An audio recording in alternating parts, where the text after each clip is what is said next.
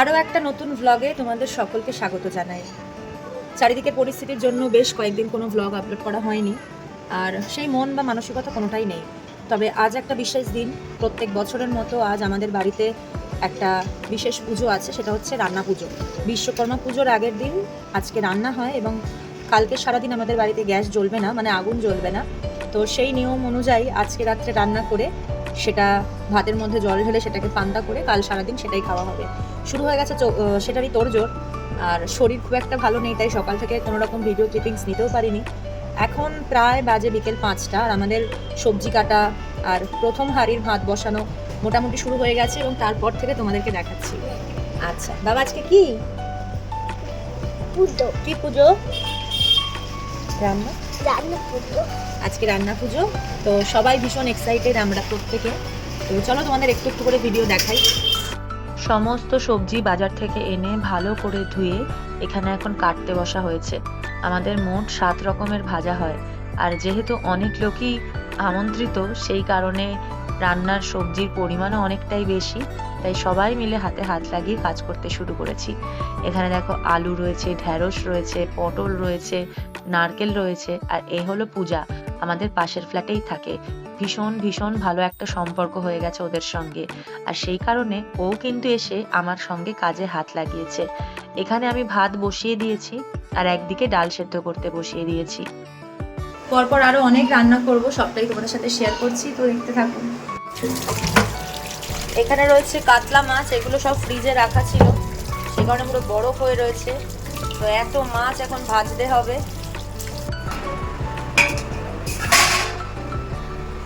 ডাল অনেকটাই সেদ্ধ হয়ে গেছে, আরও একবার সেদ্ধ বসাতে হবে। আর এখানে ভাতের জল তো ফোটেনি। প্রথমে এই 1 গামলা আলু ভাজা হবে। তো রান্নাগুলো করতে মোটামুটি পেঁয়াজ রসুন তো কিছু ব্যবহার হয় না, যেগুলো লাগে সেগুলো হচ্ছে এই হলুদ গুঁড়ো, ধনে গুঁড়ো, জিরে গুঁড়ো, কালো জিরে, 5 ফোড়ন, শুকনো লঙ্কা গুঁড়ো, সর্ষে, গোটা সর্ষে, চিনি, শুকনো লঙ্কা। ওদিকে সর্ষে বাটা দিয়ে হয়, আমি সর্ষে গুঁড়োটা ইউজ করব। এদিকে রয়েছে নুন, আর এদিকে রয়েছে 1 ড্রাম তেল। তো চলো ঠাকুরের নাম নিয়ে শুরু করা যাক। এদিকে ডাল সেদ্ধ হয়ে গেছে, 2 গামলা ভাত প্রায় হয়ে গেছে, তো ভাজাভুজি দিয়ে শুরু করি। বিকেল থেকে শুরু করেছি প্রচুর রান্না, শুধুমাত্র গ্যাসে করা সম্ভব হয় না, তাই বাপি এদিকে ইন্ডাকশানে মোটামুটি ভাজাগুলো ভাজতে শুরু করে। যে কটা ভাজা রয়েছে সেগুলো ও ইন্ডাকশানেই ভাজে, আমি শুধুমাত্র নারকেল আর আলুটা গ্যাসে ভাজি, বাকি মাছ, ডাল আর ভাতটা পুরোটাই গ্যাসে করা হয়। তাই দুজনে মিলে দুদিকে করার সুবিধাটা অনেকটাই। প্রথমেই কড়াইতে আমি আলু ভাজবো, তার জন্য শুকনো লঙ্কা আর 5 ফোড়ন দিয়ে দিয়েছি সর্ষের তেলের মধ্যে, আর এরকম ডুমো ডুমো করে কেটে আলুগুলোকে ভাজবো। আমাদের বাড়িতে এটাই নিয়ম, এভাবেই আলু ভাজা করা হয়, আর তার স্বাদ সে তো অতুলনীয়। একটু নুন আর হলুদ, ব্যাস, আর কিচ্ছু লাগবে না। বেশ অনেকক্ষণ ধরে ঢেকে ঢেকে ভাজা ভাজা করব। আর একটা নিয়মেও করা যায়, আলুগুলোকে একটু সেদ্ধ করে তারপর ভাজা, কিন্তু ওটাতে আমার ডবল খাটনি মনে হলো, তাই ভাবলাম একবারেই ভাজাটা করে নিই। এদিকে দেখো অনেকগুলো বেগুন কিন্তু বাপি বসে বসে ভেজে ফেলেছে, আর কলা পাতার মধ্যে একসঙ্গে নুন আর হলুদ মাখিয়ে বেগুনগুলোকে রাখা হচ্ছে। আর এদিকে তো সবজি কাটা চলছেই, ঢ্যাঁড়স কত কাটা হয়ে গেছে, পাশের বাড়ি কাকিমা এসে কত নারকেলও কেটে দিয়েছে। প্রথম হাঁড়ির ভাত হয়ে গেছে, সেটা কলা পাতায় রাখা হয়েছে ঠান্ডা করার জন্য। আর এদিকে আমার চালতা দিয়ে মুসুরির ডালও কিন্তু রেডি, দুবারে করতে হয়েছে, এত বড় কড়াই আমার ছিল না। এদিকে আলু ভাজা হয়ে গেছে, একটা হচ্ছে রাতের জন্য আর একটা পরের দিন সকালের জন্য। আর দেখো কত মাছ, মাছগুলো ভাজতে ভাজতেই আমার পুরো ঘাড় ব্যথা হয়ে গেছে। এদিকে পটল, বেগুন, কাঁচা কলা অনেক কিছুই ভাজা হচ্ছিল। তারপরে পাপাই দ্বারা এসেছে, অনেকটাই হেল্প করেছে, একার হাতে পারছিলাম না। আর এদিকে সুমিত এসে গেছে নারকেল ছাড়াতে, কারণ যা নারকেল আনা হয়েছিল মনে হয়েছিল কম পড়বে, কারণ এই নারকেল ভাজার স্বাদ কিন্তু অসাধারণ, আর এটা কিন্তু সবাই চায়, সেই কারণে আরো একটু নারকেল আনা হয়েছিল। ওদিকে রাজু, ন্যানো ওরাও এসেছিল, একটুখানি গল্প টল্প করলাম। তারপর তানিকে বলছিলাম, তুই যে এত তাড়াতাড়ি এসেছিস, ও আবার কোথায় একটা যাবে, আমাদের তো রান্নাই হয়নি। যাই হোক, এদিকে চলে এসেছি ছাকা তেলে ইলিশ মাছ ভাজার জন্য। আর এতটা তেল দেওয়ার কারণ হচ্ছে, এই তেল দিয়েই কিন্তু ভাত মেখে লোকে খাবে, এর স্বাদ যারা খায় তারাই জানে। অসাধারণ অবস্থা, দেখি মুখটা দেখাও। একটু ভাজা হচ্ছে কাতলা।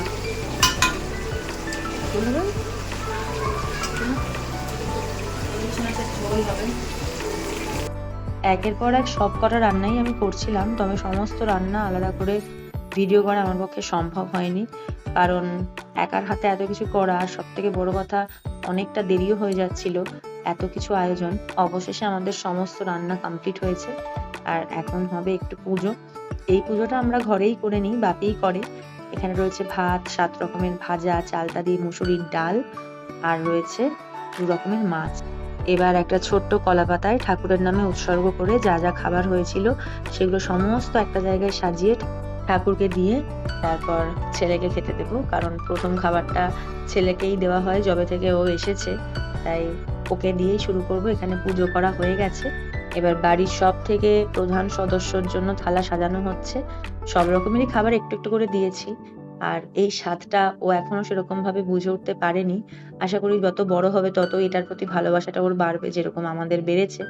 ওকেই প্রথমবার সমস্ত ভাজা দিয়ে মাছ দিয়ে খেতে দেওয়া হয়েছে, আর খুব কিন্তু আনন্দ সহকারে একা একা খাবে বলে উনি বসেছেন। যাই হোক, ও খাক, আর বাকি যারা রয়েছে তাদেরকেও খাওয়ার ব্যবস্থা করি, কারণ প্রায় রাত 10টা হয়ে গেছে, প্রত্যেকেরই বাড়ি ফেরার একটা ব্যাপার থাকে, আর আমাদেরও শরীর আর সেরকম ভাবে দিচ্ছে না, তাই তাদের খাওয়া দাওয়ার ব্যবস্থা করা যাক।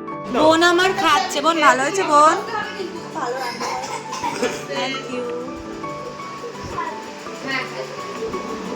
আছে ভাত,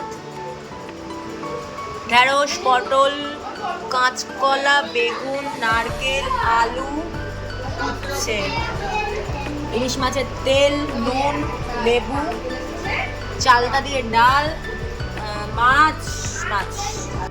এদিকে আমি বসে পড়েছি, কার কোনটা লাগবে সব একসঙ্গে থালা সাজিয়ে বাপি আর আমি দুজনে মিলেই দিচ্ছিলাম, তবে একজন ভাত, একজন ভাজা, একজন মাছ, এভাবে দিলে ভীষণই সুবিধা হয়।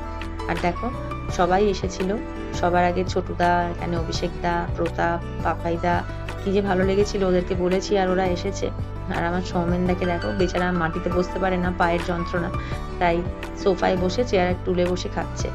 আর এদিকে সবার শেষে মনা, ওদিকে লক্ষ্মী দিয়ে এসেছিল, দাদা এসেছিল, দেবকুমার, মাম্পি, মা, ওদেরকেও খেতে দিয়ে দিলাম। প্রত্যেকের খাওয়া হয়ে গেছে, আর প্রথম হাঁড়ির যে ভাতটা হয়েছিল সেটা হাঁড়িতে তুলিয়ে ঠান্ডা হওয়ার পর ওটাতে জল ঢেলে দেওয়া হচ্ছে। এটাই কিন্তু আগামীকাল পান্তা হিসেবে খাওয়া হবে। আর সব শেষে এখন আমরা খেতে বসছি। সন্দীপ আর ওর বউ এসেছিল, বৈশাখী, বাপির বন্ধু। তো আমরা আপাতত আজকের মতো লাস্ট খাওয়াটা খেয়ে এবার শুতে যাব। রাত প্রায় 1টা বাজে, শরীরে আর আমার কিচ্ছু নেই, ভীষণই ক্লান্ত আমরা প্রত্যেকেই এত কাজকর্ম করার পর। এই খাবারগুলো আগামীকালের সব ঢাকা দিয়ে এখন রেখে দেওয়া হবে এসির মধ্যে। Good morning. কালকের ব্লগটা আমি একদম শেষ করতে পারিনি, কারণ অনেকটা রাত হয়ে গেছিলো সমস্ত জিনিসপত্র গুছিয়ে শুতে শুতে, আর যারা এসেছিল তাদের সাথেও গল্প করতে করতে, খাওয়া দাওয়া করতে অনেকটা রাতই হয়ে গেছিলো। তো শরীরের অবস্থা খুবই খারাপ, মানে সারা শরীর যন্ত্রণা, স্বাভাবিক একটা দিন, আর যেহেতু এই রান্নাটার নিয়ম আমরা ছাড়া বাকিরা কেউ করতে পারবে না, তো একটু তো কষ্ট হবেই। তো যাই হোক, আজকে সকাল হয়ে গেছে, সকালবেলা ঘুম থেকে উঠে পড়েছি, আর আজকে তো সারাদিন আমাদের বাড়িতে রান্না হবে না, কোনো গ্যাস চালানো যাবে না। তো এখন সকালবেলা পুজো হবে, তো তারই প্রস্তুতি চলছে। একজন আসবে ভাই বকো, ওকে তোমরা চেনো সবাই, ওই পুজো করবে। তো পুজো করার পর আবার যেতে হবে একটু ছেলের স্কুলে, ওর আজকে একটা মক ইন্টারভিউ আছে, তারপরে দুপুরে আবার লোকজন আসবে। তো চলো দেখতে থাকো আজকের দিনটা, দুটো দিন আমি একসঙ্গে কিন্তু ব্লগে অ্যাড করে দেবো। আর এই হচ্ছে আমার হাতের অবস্থা, পুরো কেটে ফালা হয়ে গেছে, রাত্রেবেলা টিটেনাসও নিতে হয়েছে, আর আছি এভাবেই চলছে। তো চলো দেখতে থাকো। আমার শরীরটা ভালো নেই, সেই কারণে বাপি আমাকে আর ডাকেনি, নিজেই সকালবেলা উঠে স্নান টান করে একেবারে ঠাকুরের জন্য ফুল টুল সাজিয়ে রেডি করে রাখছে, যাতে বকো এসে তাড়াতাড়ি পুজোটা করে দিতে পারে। চন্দন বাটা হয়ে গেছে, আর এখানে সমস্ত ফুল টুল রেডি করাই রয়েছে। আর আজকে কিন্তু সারাদিন আমাদের গ্যাস চলবে না, আজ সারাদিন হবে পান্তা খাওয়ার।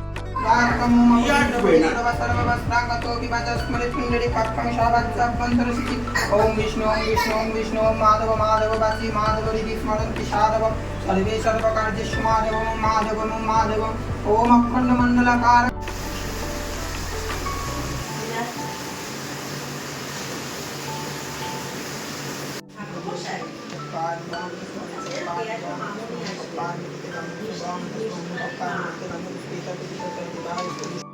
গ্যাস পুজো করা হয়ে গেছে, আর আমাদের বাহনটাকেও তো একটু পুজো করে নিতে হবে, সারা বছর যে আমাদের সঙ্গ দেয়। এরপর নিচে এসে স্কুটিটাকে পুজো করা হলো, আর এই হলো আমাদের সকালের দধিকর্মার প্রসাদ বলতে পারো। যাই হোক, তারপর প্রসাদ খেয়ে চলে আসলাম সোজা ছেলের স্কুলে।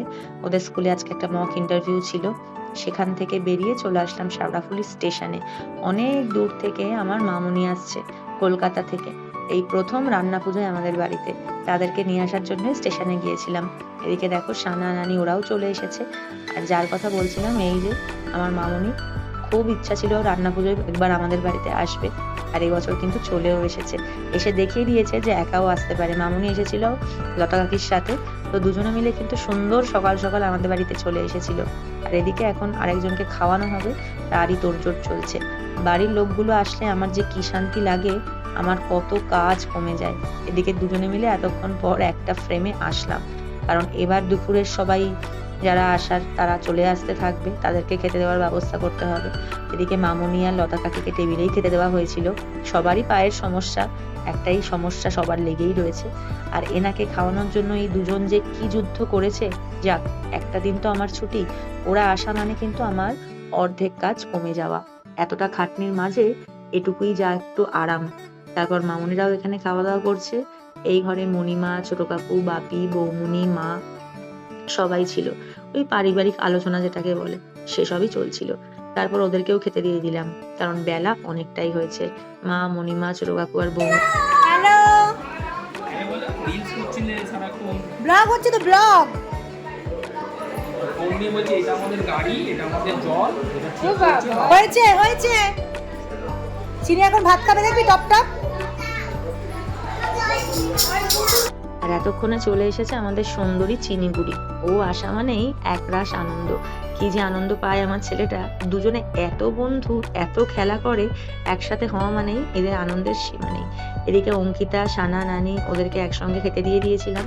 তারপরে বাপিদা এসছে, হুমি এসছে, পাপুদা এসছে, মানে এটা একটা আলাদাই আসর।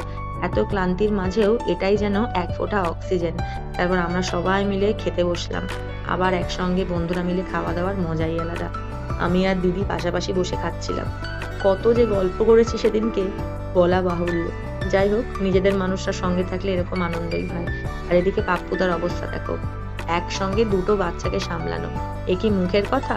মা বাবারা সব পায়ের ওপর পা তুলে শুয়ে পড়েছে বিছানায়, আর বাচ্চাগুলোকে পাপ্পুদাই সামলাচ্ছে।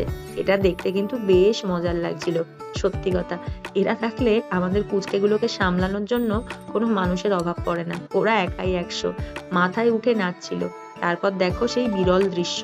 আমার এত শরীর খারাপ লাগছিল আর এত মাথা যন্ত্রণা করছিল, এই দুটো ছানা মিলে আমাকে যে কি আরাম করে মাথা টিপে দিচ্ছিল। হ্যাঁ, চুলে যে জট পড়েছে সেইটা না হয় হিসাব নাই করলাম, কিন্তু ওদের এই আদরটা, ওদের এই ভালোবাসাটা, এটাই আমার মাথা ব্যথা এক নিমেষে কমিয়ে দিয়েছিল। যাই হোক, মাথার পর গলাও টিপে দিয়েছিল চিনি আমার। তারপর দুই বন্ধু মিলে প্রচুর কাজকর্ম করেছে। আর যেহেতু আমার হাতটা কেটে গেছিল, তাই একটু বেশিই কষ্ট হয়েছিল। এদিকে দেখো, দুর্গা অসুর সেজেছেন দুজনে। ওনারা নাকি এখন দুর্গাপুজোর আগে এটাই খেলবেন। বলা মাত্রই ইনস্ট্যান্ট এক্সপ্রেশন। এই ছোটবেলার দুষ্টুমিগুলোই কিন্তু রয়ে যাবে। আজকে বাসনের ঘন্টাকে দিয়ে লাগিয়ে দিয়েছি। এই হচ্ছে আমাদের বাপিদা। হাই বাপিদা, হ্যালো, তুমি খালি গায়ে বাসন মাজছো? কি করব? কতবার খাইয়েছি তোমাকে?